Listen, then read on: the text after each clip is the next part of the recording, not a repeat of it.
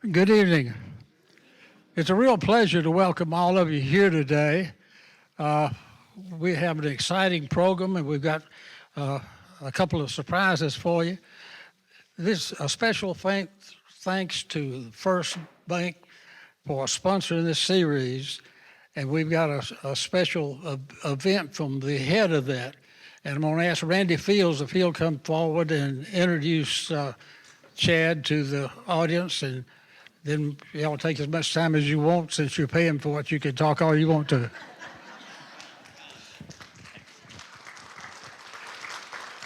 Thank you, guys. Thank you, Dr. Ted. Y'all know he says that every time, and then I see the grapple hook come out to yank me off here. So it usually doesn't take long. I know I need to shut up. But listen, guys, you guys know I've been with you for a long time. It's such a privilege and an honor to continue to sponsor this series, and really excited to have Chad here with us today. He's busy and on the road a good bit, but I'm thrilled that he's here to talk to you. I did want to introduce, because Mr. Singleton here is a Clanton native, right? And we have our Clanton branch manager. She doesn't get to make it much, but Allison Thompson is here with us today. So thank you, Allison, for coming over. Sheila's actually out today. Yeah, I think y'all met her once before. But real quick, raise your hand if you've been to every series this time with the Winter Series, every session. Great. Okay, our loyal attendees. Okay, raise your hand if you're coming next week for Dolores.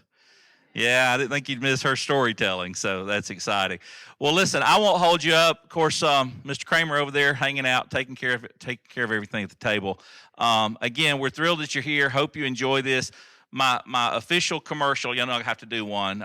We do have CD rates that are really good right now. We have a 4.29 on a 7-month CD. It's a 4.38 APY. Please come see Sheila, Ashley, or myself. We'll take care of you.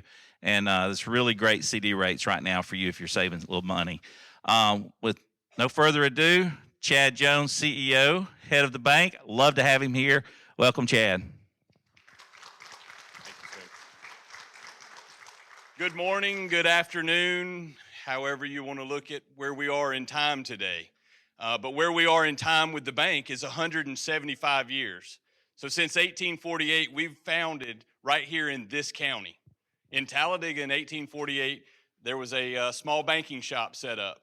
And with our bank, we grew to 3 locations in the north end of the county. I grew up in Talladega. I always heard of this crazy imaginary line in Winterboro. And I said, one of these days I'm going to erase that. One of these days. And so I worked through it for a little bit, 2015, 2016. It wasn't until 2021 that Randy and I finally said, hey, you've got a shop down there that really needs some help and can get some economic boost, and we want to keep everybody that's there. And the biggest cheerleader that we got out of all of this, thank you, Randy, for the nice introduction, but Chris Kramer is our big cheerleader. I think all of y'all know that. He continues to be the face of First Bank of Alabama in Sylacauga. He will always continue to be in our heart, in our mind, in our soul, and he's the one who's always promoted community. That's what we are. We are a community bank. We're community-driven. We're your deposits that Randy's asking for and I beg for daily. And Mayor, I'm begging for yours too. Where we get those is where we put them back, and where we put them back is right here in the communities that we serve. We're not the community bank, or we're not the bank that comes out, grabs your deposits like some of these bigger banks out here, and goes to North Carolina, Tennessee, et cetera, and puts them out there. We want this place here to grow. We want it to be great. We want it to be we want to be a good steward of community funds. And Cindy Pennington, thank you for your true vote of confidence that you have in our bank. The county certainly has the vote of confidence for us and our shareholders, our depositors, et cetera. I'm going to get out of the way. My wife tells me all the time, I don't like hearing you talk. And you're not here to talk. But Mr. Billy here, it was mentioned earlier about his relationship. And he's, oh, yeah, I think I've met Chad. He and I did meet. And it was the day that we had our Clanton kickoff. And he was one of the only city personnel that came, or city representation that came and said, hey, I'm here to help. And then I found out that he's a Troy State alum, and I went, me too. So we have a lot in common. I think that this is going to be a lot of fun, but there may be a question because my understanding is there was actually a person, Mr. Boswell from Talladega, that possibly had a little bit of, so it ties back, the aviation side, the tie back. I know he talks about the Wright brothers a little bit, but I think the tie back for Mr. Boswell in Talladega County, a lot of fun. I'm more excited about Billy talking than I am about being the presentation sponsor here. So anything we can ever do for you, First Bank of Alabama, where you are first.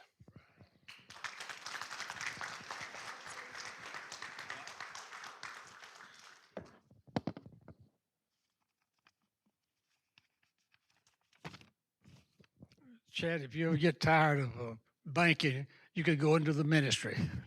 You could. If you could play the piano and be in the ministry, that would really be exciting. Well, I'm really excited to have the opportunity to introduce Billy Singleton to the Sylacauga group. In this series, we've never had a pilot like this or someone who wrapped up in aeronautical engineering, flying, working, crying, being frightful. But he's been involved in the aviation industry for more than 4 decades. And he is a native of Alabama, so, we're kind of forward. He earned a bachelor's degree from Troy, as Chad told you, and a master's from the Aeronautical Science and Embry-Riddle Aeronautical University. If you go online and look at that and look at the curriculum, you see that that is something that is really exciting. He served as chair of the board of directors of the Alabama Aviation Hall of Fame and the Southern Museum of Flight. He's authored 5 books and over 700 articles about Alabama aviation and the history. He is a resident of Clanton, and we're hoping that at some point he will decide to move to Sylacauga. But until he does, we're just delighted to have Billy with us. And Billy, this is your group, so you just take it over. Thank you. Thank you so much. Wow, good morning. It is such a privilege to be with you to talk about a subject that I'm very passionate about, and that's the remarkable aviation legacy of aviation in Alabama. Oftentimes I'll drive up and down Interstate 65, and especially in the summertime when you see the cars heading to the beach, you'll see the Ohio license plates, and it says the birthplace of aviation. Also see the ones from North Carolina that proclaim that they're the first in flight. Well, I've often felt that Alabama license plates should boast where aviation spread its wings, because it was in our state that early visionaries and experimenters developed the concept of the flying machine decades before the Wright brothers began their experiments. In 1910, when the Wright brothers were searching for a location for their first civilian flying school, they didn't put it in their home state of Ohio. They didn't even go to North Carolina, where they had the first successful flight. They came to Montgomery, Alabama. The genial climate and suitable grounds that first attracted Orville and Wilbur Wright to Alabama were also factors in the United States Army Air Service, selecting Montgomery as one of 14 sites in the United States for a primary flying school to train military aviators for service in the First World War. During the Second World War, the state of Alabama was a critical component to President Franklin Roosevelt's arsenal of democracy, with 10 primary, basic, and advanced training schools located in the state. During the war, more than 100,000 navigators, pilots, and bombardiers were trained at Maxwell Field alone, leading those cadets to claim the road to Tokyo begins at Maxwell Field. With 4 pilot training schools in central Alabama, more than 1,500 training aircraft at Gunner Field and Maxwell in Montgomery, Craig Field at Selma, and Tuskegee Army Airfield in Macon County, the skies over Montgomery were described as having the densest air traffic in the entire world. Following the war, Huntsville would become home to the Marshall Space Flight Center that produced the Saturn V rocket that propelled our astronauts to the moon. While today the state is home to Boeing, Airbus, and numerous other aerospace and aviation firms, and now the Military Space Command. But it was during the golden age of aviation that two Alabama aviators would earn world acclaim for their daring exploits. These aviators are Alabama's First Ladies of Flight.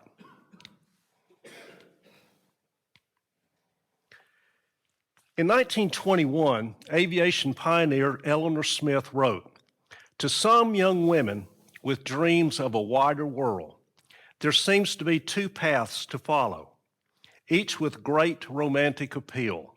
One leads to Hollywood, the other to a career in the sky."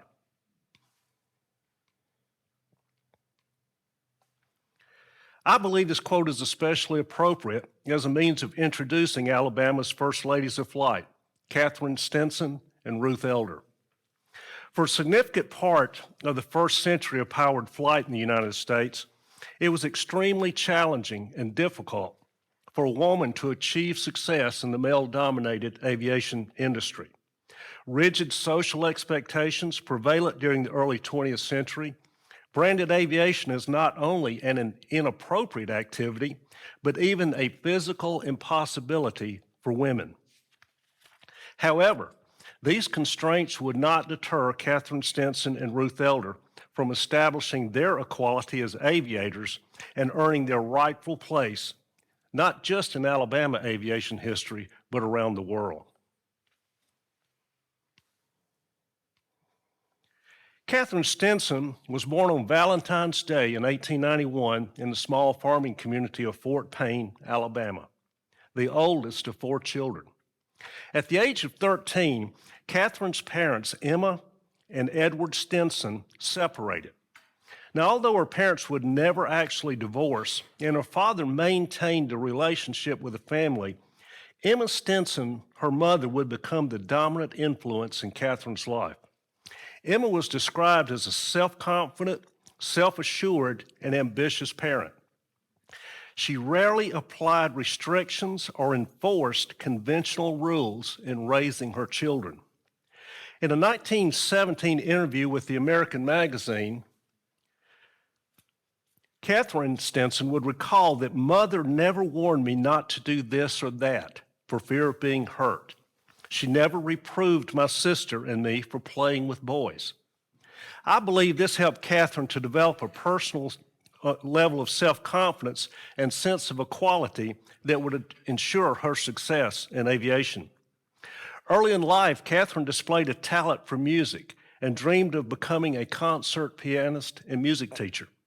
During her teenage years, she continued to develop that talent through music classes, tutors, and 1 year spent in a music conservatory. However, a trip to Kansas City in August 1911 would significantly alter those plans. While visiting friends, 20-year-old Catherine Stinson learned that balloonist Harry Eugene Honeywell, which would have later influence in Alabama aviation history, but we'll save that for another day, would be performing exhibition flights over the city. To demonstrate the safety and reliability of the balloon, Honeywell proclaimed that he would take 4 women aloft. The women would be randomly selected from 150 volunteers who registered for the opportunity. Now, whether by divine intervention or sheer luck, Catherine was one of the 4 women selected. Once airborne, she was amazed at the freedom she felt as she peered over the side of the gondola at the city below. Her interest was further stimulated the following year when she accompanied a local aviator on a flight in an airplane near Hot Springs, Arkansas. The freedom she felt in the air, combined with her keen sense of adventure, convinced her to abandon her music to pursue a future in the sky.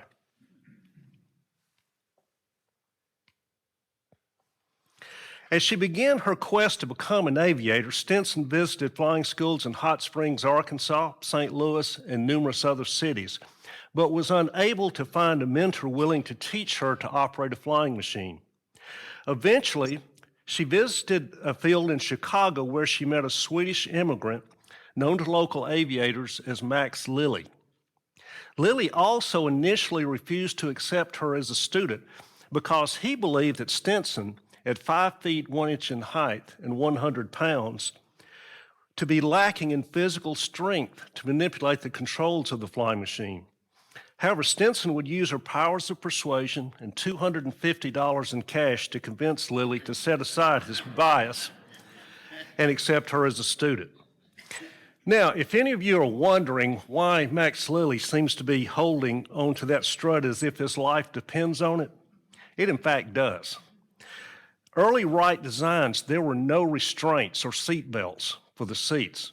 And in fact, during the early years that the Wrights operated these machines, there were several fatalities of the aviators being thrown from the seat in flight, or before they put the wheels on the airplane, the sudden stops would propel them out front to serious injury, if not death.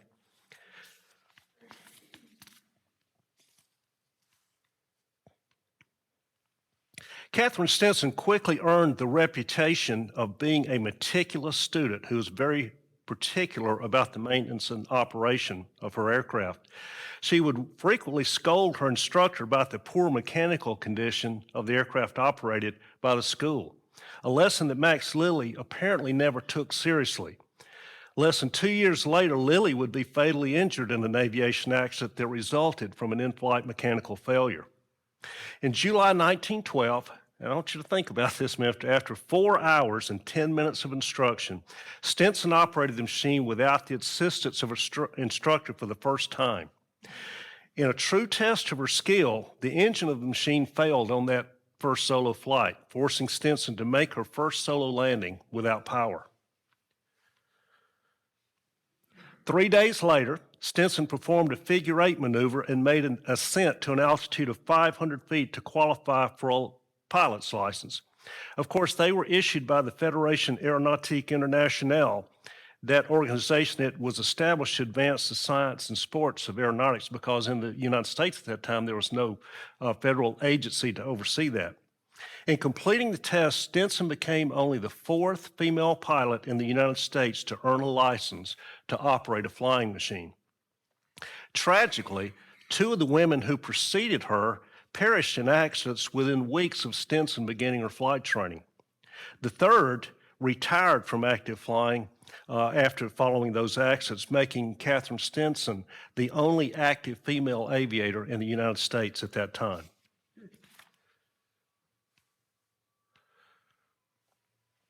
After earning her license, Catherine and her mother would invest $10,000 to form the Stinson Aviation Company. The firm was established to manufacture, sell, rent, and otherwise engage in the aircraft trade. The first asset obtained was a Wright Model B purchased from her friend and mentor, Max Lilly. Catherine, after buying the airplane, mechanically rebuilt the machine. The Stinsons planned to earn money performing aerial exhibition flights at aviation meets, county fairs, and other public gatherings across the country.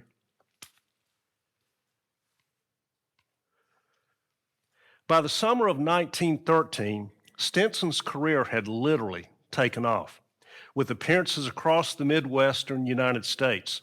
Newspapers across the country reported, with long black hair cascading down her back, curls adorned with colorful ribbons, the petite Stinson charmed crowds wherever she performed.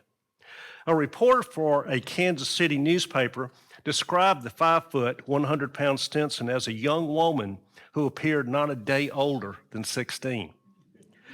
Because of her youthful and somewhat childlike appearance, event organizers began to promote her as the flying schoolgirl. To keep that image alive, Stinson and her mother kept her age a secret.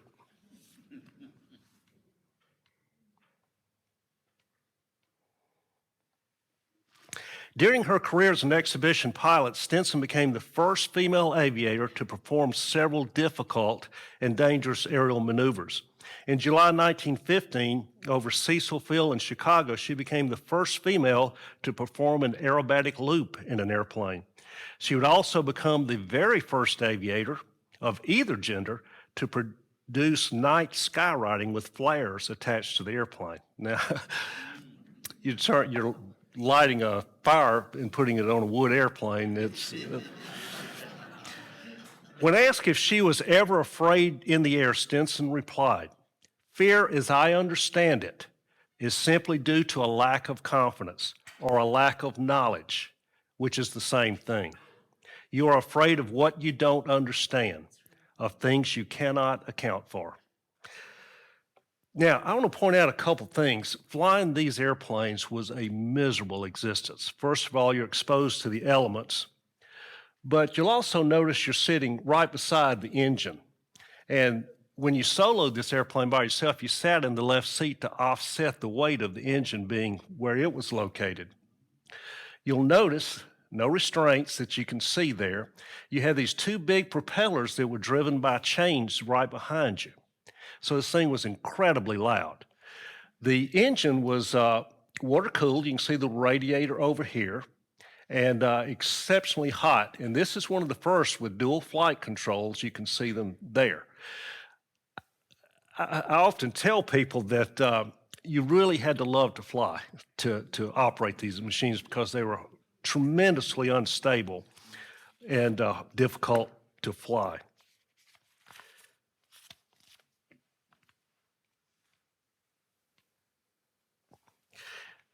Most of Stinson's pioneering flights were made to advance the science of aviation.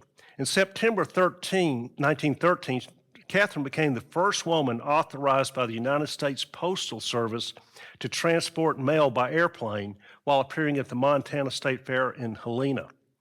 In November 1914, she became the first aviator in Alabama to successfully deliver mail by airplane when the Postmaster of Troy authorized aerial service from the Pike County Fair. Stinson flew from the fairgrounds to a spot near the post office where she dropped a bag containing mail to a postal employee on the ground. In 1916, Catherine Stinson would also become the first woman to deliver mail by airplane in Canada. In 1913, the Stinson family relocated their aviation company to San Antonio, Texas, where they provided training for civilian and military aviators. Family members Emma, sister Marjorie, and brother Eddie operated the school, while Catherine assisted when not touring as an exhibition pilot.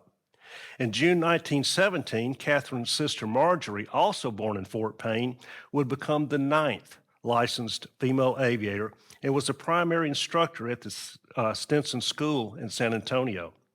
Because of her role as a supervisor for the school, Marjorie Stinson earned the nickname the Flying School Marm.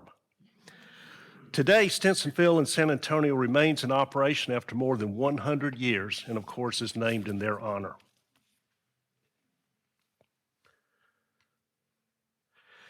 In December 1916, Catherine Stinson would enhance her reputation as a world-renowned aviator when she sailed for Asia to fulfill a 6-month contract to perform in Japan and China. At the time, 90% of those people in those countries had never even seen an airplane. Stinson would become the first woman to grace the skies over those countries. Initially appearing before 25,000 spectators for a night aerial exhibition in Tokyo, Stinson was hailed as the Air Queen, drawing huge crowds during her performances throughout the country. During night flights, she performed aerial loops and other aerobatic maneuvers.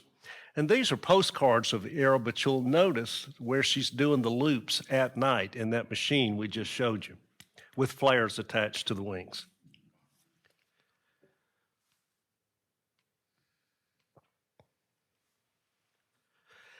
As a female aviator, her presence in a society that restricted women to subservient roles created great enthusiasm throughout Asia. Stinson would later write, "The women have simply overwhelmed me with attention and seem to regard me as their emancipator." Between appearances, she would visit model airplane meets and receptions at newly formed Stinson aviation clubs created in her honor, often appearing in traditional Japanese attire. In China, Stinson performed for the Chinese president, who was so impressed that he bestowed upon her the title Granddaughter of Heaven.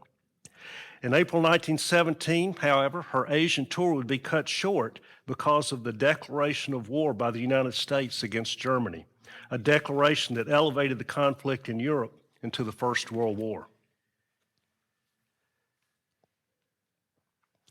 Arriving back in the United States, Stinson immediately began to lobby the military leadership to allow her to participate in the war effort by volunteering for the Army Air Service.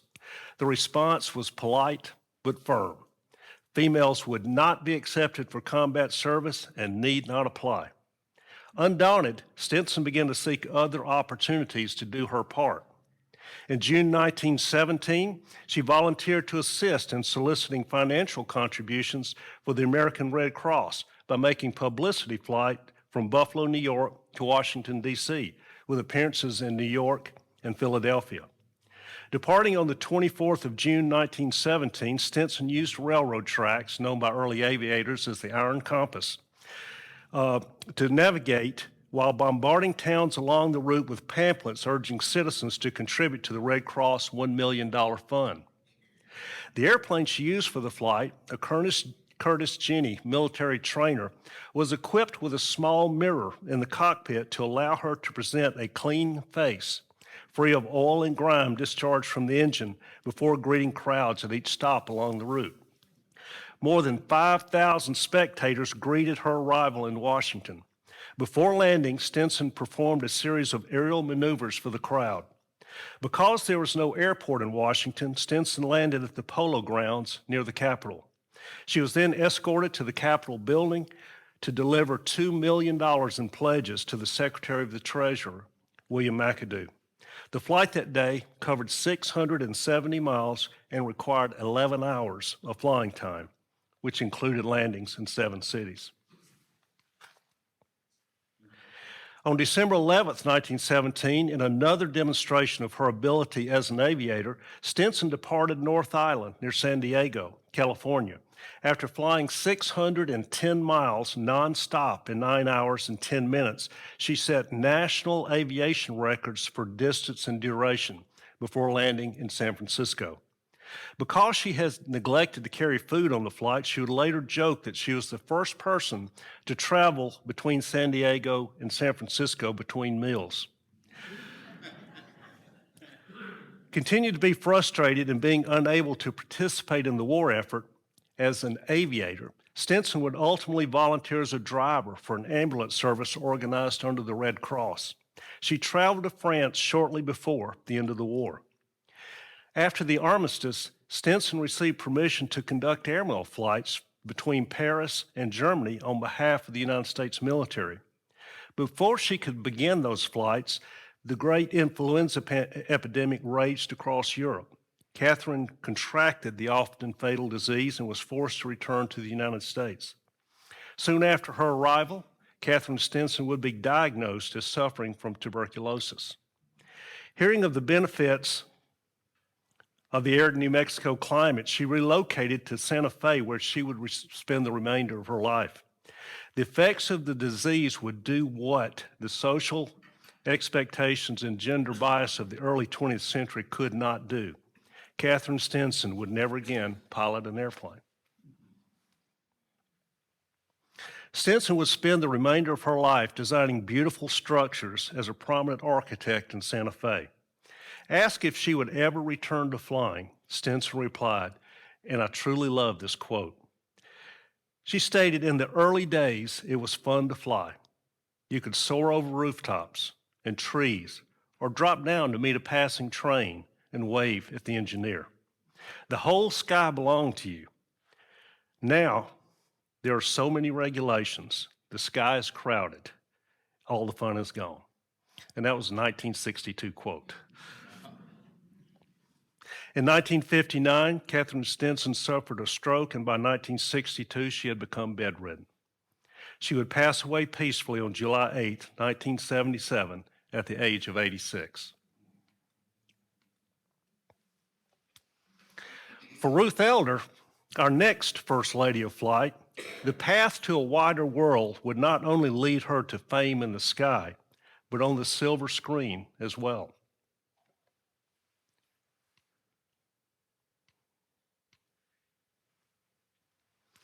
Ruth Elder was born in Anniston, Alabama on September 8, 1902. Friends and relatives of the family often described young Ruth as a flamboyant and extroverted child who seemed destined for greater things than the small community of Anniston could provide. Following graduation from high school, Elder left Anniston for the excitement of the city, moving to Birmingham, the Magic City, to work in a department store.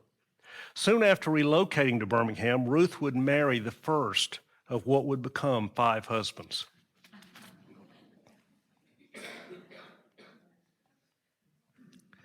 Divorcing her first husband after a short marriage, Elder met and married Lyle Womack, an individual who has been described as an entrepreneur.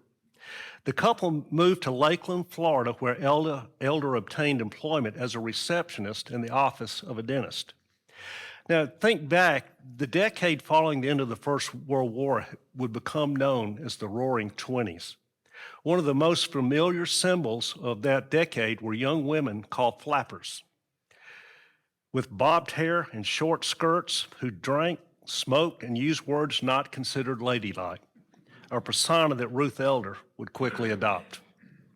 The decade also represents the pinnacle of the golden age of flight, a time in which there were records to be broken, first flights to be made, and races to win. It was a time when any individual could catapult himself, and less frequently herself, from the ranks of obscurity to the headlines, winning fame and fortune in a single flight. Caught up in the romance and glamour of aviators and their exploits, the 23-year-old Elder visited the local airport where she attempted to convince flying instructor George Hadelman to teach her to operate an aircraft. Hadelman would initially reject the idea, believing women to be unsuitable as aviators because they would inevitably end up crying about something. He finally relented, however, and Elder spent the next 2 years taking lessons as time and money permitted.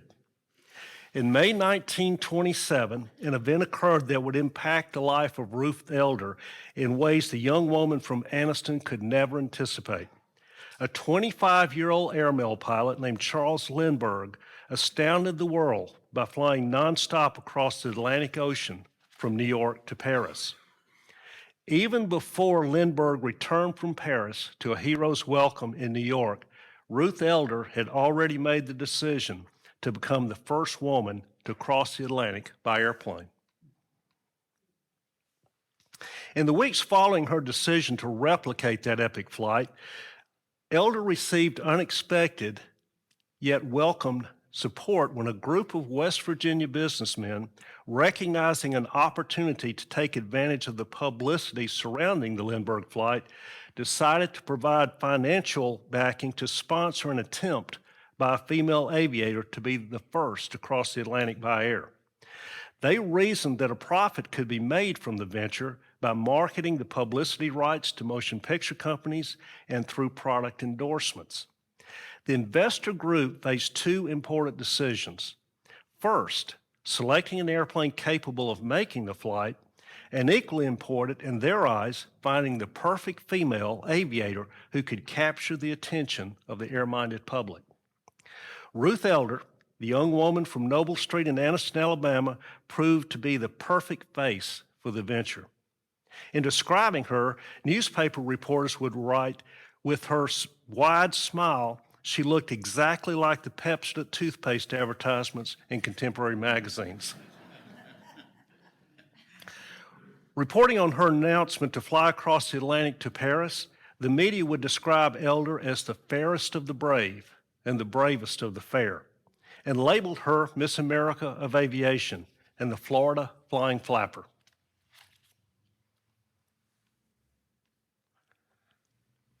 Because of her limited flying experience, Elder would recruit her flying instructor, George Hadelman, as a crew member to accompany her on her flight. Ironically, the aircraft selected for the attempt was a Stinson Detroiter, a single-engine monoplane designed and built by Eddie Stinson, brother of Alabama aviator Catherine Stinson. Elder christened the airplane the American Girl.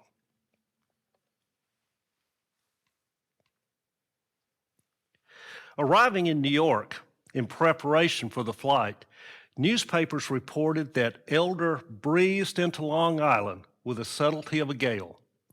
The Alabama native almost never appeared without a rainbow-hued scarf wrapped around her head in a manner that became known in New York fashion circles as the Ruth ribbon.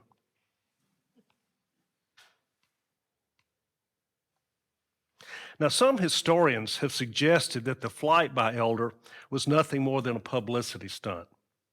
I strongly disagree with that assessment. Crossing the Atlantic by air in 1927 was an extremely dangerous endeavor. In the month of August alone of 1927, 16 people died making the attempt. At the time of the flight, aircraft had no navigation or communication equipment.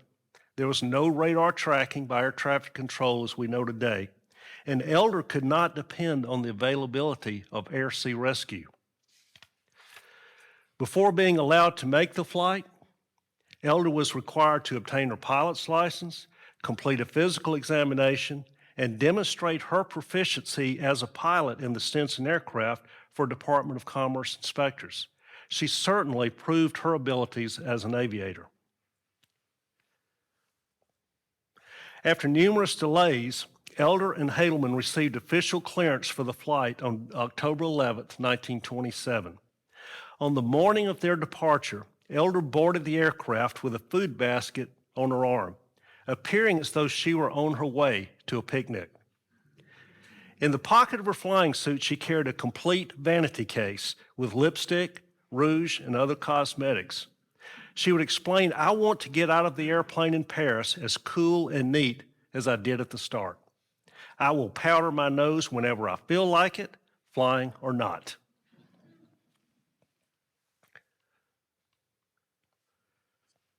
Two rubber suits, and I stress the word purportedly, capable of keeping the aviators afloat for up to 72 hours in the frigid Atlantic Ocean were stored in the aircraft in the event of that emergency landing became necessary. Now, I don't know about you, but I don't think I'd trust my life to those things.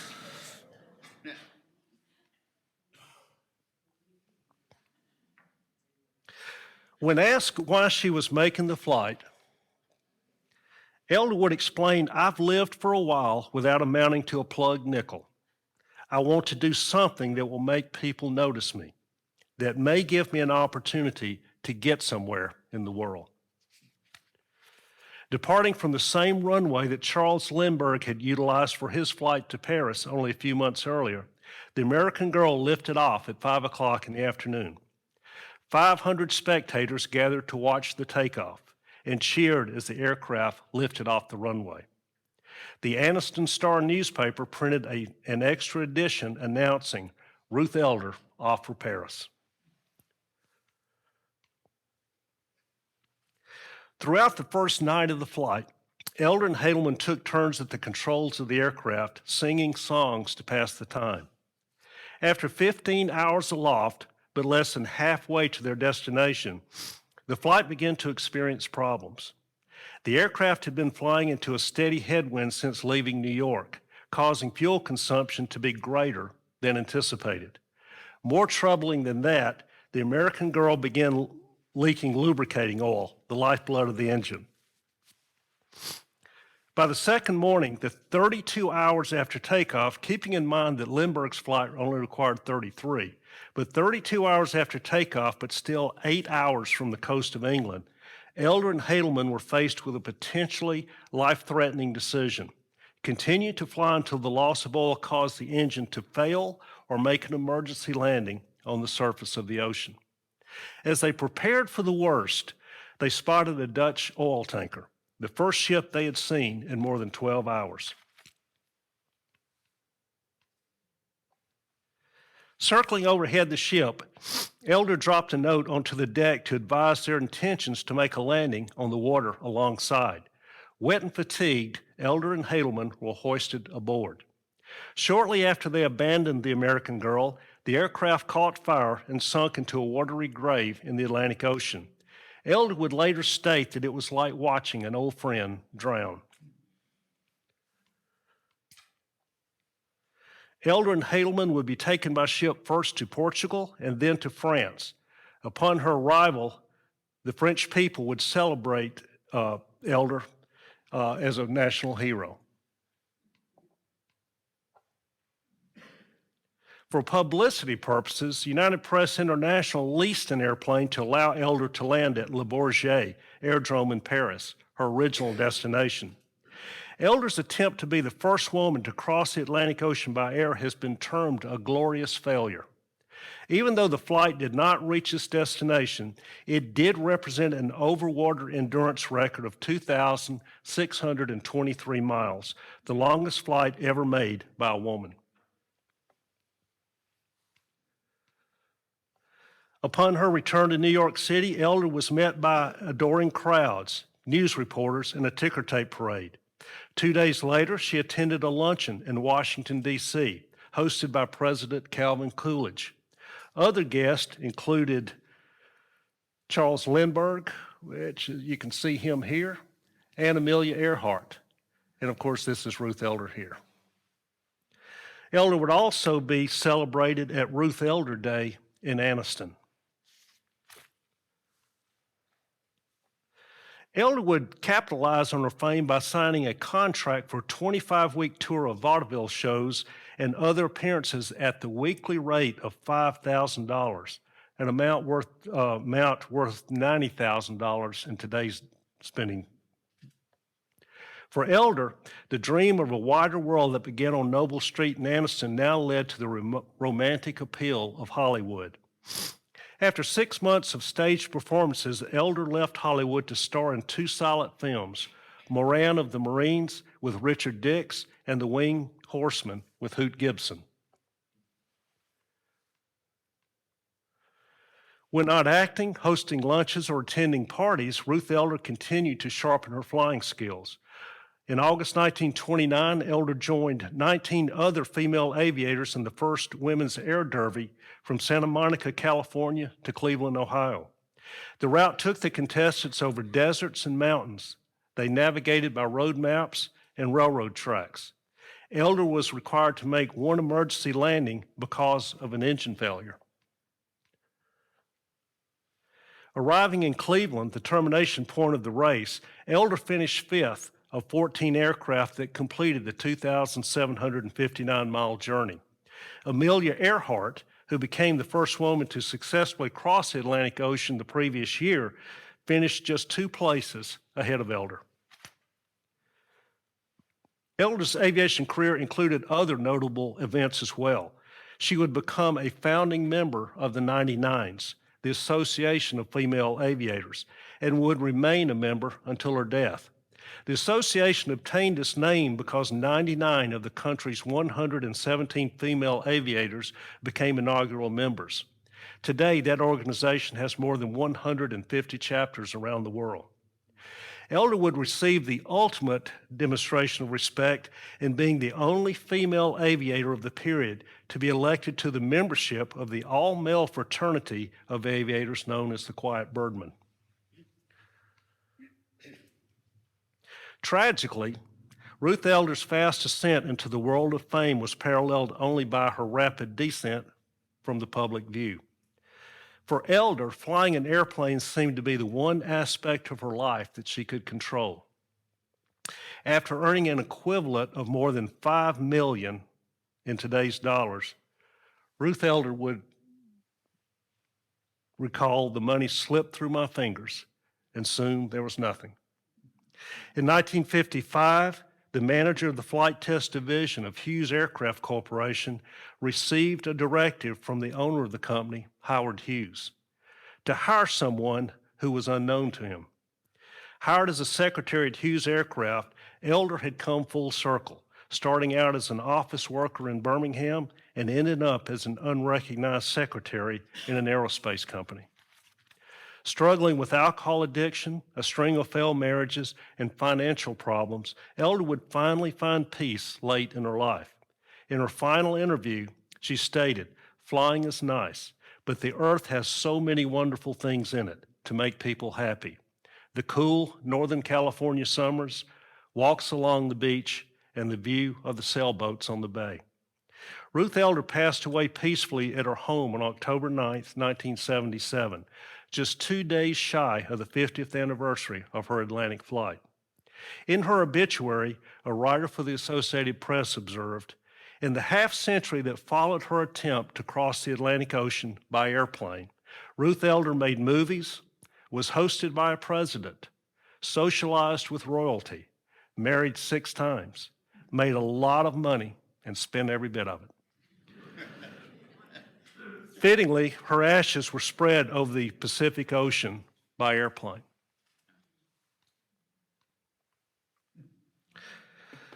Amelia Earhart once wrote, "Some of us have great runways already built for us. If you have one, take off. But if you don't have one, realize it is your responsibility to grab a shovel and build one for yourself and for those who will follow." Alabama's first ladies of flight, Catherine Stinson and Ruth Elder, not only built runways to fulfill their dreams, but used those runways to create opportunity for future generations of women who shared their self-reliance, sense of adventure, and love of flight. I sincerely appreciate the honor and privilege of having the opportunity to be with you today. And I'll be happy to stay as long as you want to ask questions or tell me some stories. But thank you again. You've been a wonderful audience, and I appreciate the opportunity to be here with you today.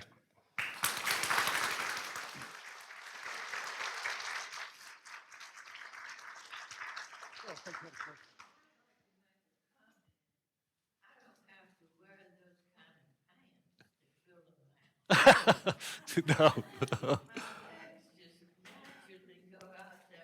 Oh, gracious.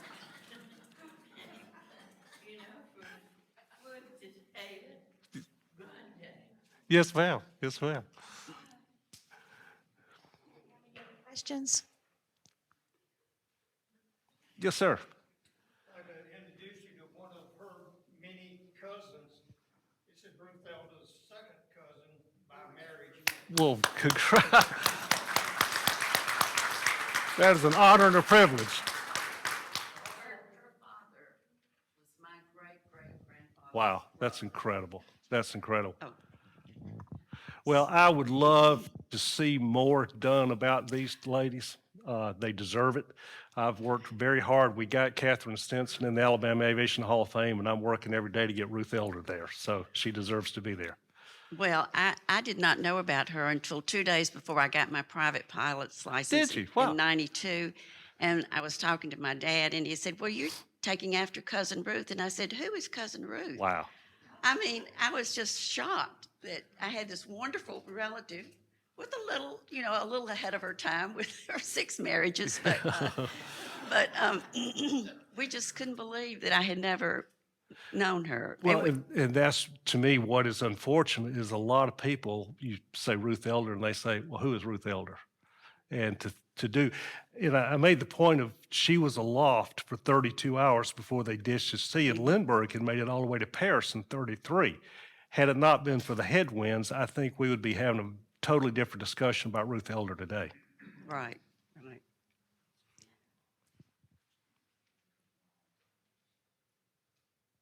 Do we have any other questions for Mr. Singleton? Well, I'll be around for a while. Would love to hear your stories. And if you have questions you think of a little later. But thank you again for having me. It's been such an honor and privilege to be with you.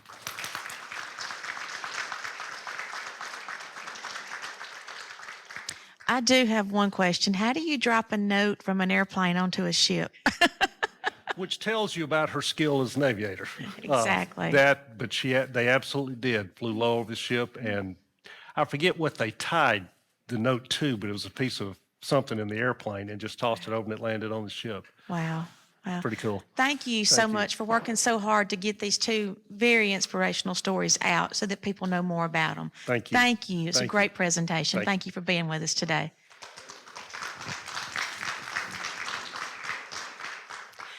I want to thank you all so much for coming today, but I also want to make sure to give a special thanks to Chad Jones and all of our friends at First Bank of Alabama for being here today to get to experience one of the programs and to see why everybody loves the program so much and why we appreciate your sponsorship so much. Thank you all so much for being here. You know, next week we wrap up. You know, it's Dolores High Dock. You don't want to miss Dolores, so get here early to get a seat. Thank you all. We will see you next week.